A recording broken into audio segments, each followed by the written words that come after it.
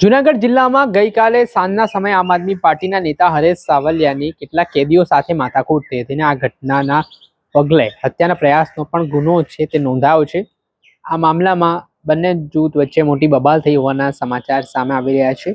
ત્યારે જેલ પ્રશાસનના ડીવાયએસપીએ શું ખુલાસો કર્યો છે, શું મામલો તેમની સમક્ષ આવ્યો છે, વિગતે વાત કરીએ. વૈષ્ણવજન તો તેને કહીએ જે પીડ પરાઈ જાનાને રે. નમસ્કાર દર્શક મિત્રો, નવજીવન ન્યૂઝમાં આપનું સ્વાગત છે. હું છું ફૈઝાન.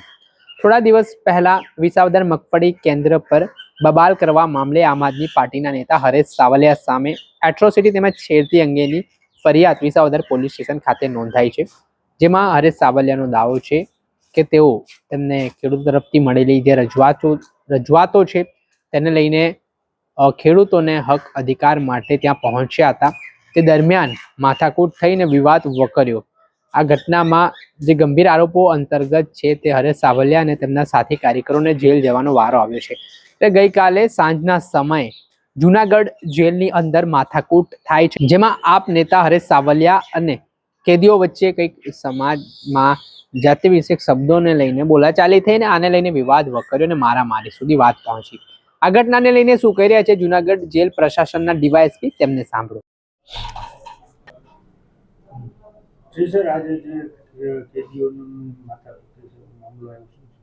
હા, એમાં એવું હતું કે ગઈકાલે જે હરીશભાઈ છગનભાઈ સાવલિયા કરીને છે મુલાકાત રૂમમાં આવેલા હતા અને મુલાકાત લઈને જતા હતા તો સામે બીજા એક બે કેદીઓ, તેમાં એક સાગર કાંજી ચાવડા અને એની જોડે એક બે મોમેડીન કેદીઓ હતા. એટલે વચમાં આ લોકોએ શું થયું, અમારા સ્ટાફના મને પૂછતા એવું લખ્યું કે ભાઈ આ લોકો વચમાં અચાનક બંને જણા ઝઘડી પડ્યા એટલે સ્ટાફ દોડીને ભાઈ છોડાયો એને, અને સ્ટાફ છોડીને દોડીને સીધા એને સિવિલ ડૉક્ટર પાસે લઈ ગયા. અને આ બનાવ બનેલો તો પછી બનાવની તપાસ કરતાં અમારે જેલર ગોયલને પૂછ્યું કે આ બનાવ શું થયો, તો એને જેલર ગોયલે તપાસ કરી તો એમ કીધું કે સાહેબ આ સામે કંઈક સમાજ વિરુદ્ધ બાબતની વાત થતી હતી, એમાં અચાનક 2-5 મિનિટમાં ઝઘડો થઈ ગયેલો અને તરત જ એને છોડાવીને એને આ કાર્ય કરવામાં આવેલી.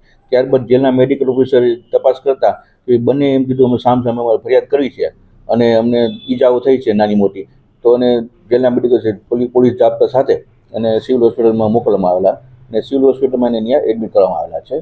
હવે ફરિયાદ થઈ છે કે અમે તપાસ પૂછતા BID પોલીસ સ્ટેશનમાં તો ફરિયાદ થઈ છે, ફરિયાદ શું થઈ છે એ પછી અમે તપાસનો વિષય છે, અમને ફરિયાદ મળે ત્યારબાદ અમે કાર્યવાહી કરશું.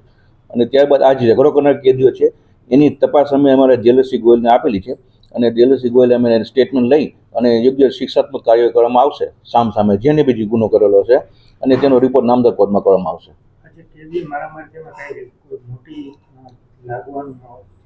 એટલે એવું અમારે ધ્યાન ઉપર અત્યારે નથી આવ્યું કે બહુ ગંભીર બીમારી છે કે ગંભીર લાગેલ છે, પણ સામાન્ય ઈજાઓ છે એવું લાગે છે. આપણે સાંભળ્યા હતા જૂનાગઢ જેલ પ્રશાસનના ડીવાયએસપી. હાલ આ સમગ્ર મામલાની તપાસ ચાલી રહી છે. આ મામલે A ડિવિઝન પોલીસ સ્ટેશન ખાતે ગુનો નોંધવામાં આવ્યો છે. આ ઘટનામાં હત્યાના પ્રયાસ અને રાયોટિંગ સહિત અલગ અલગ કલમો હેઠળ ગુનો નોંધી પોલીસે તપાસના ધમધમાટની શરૂઆત કરી છે.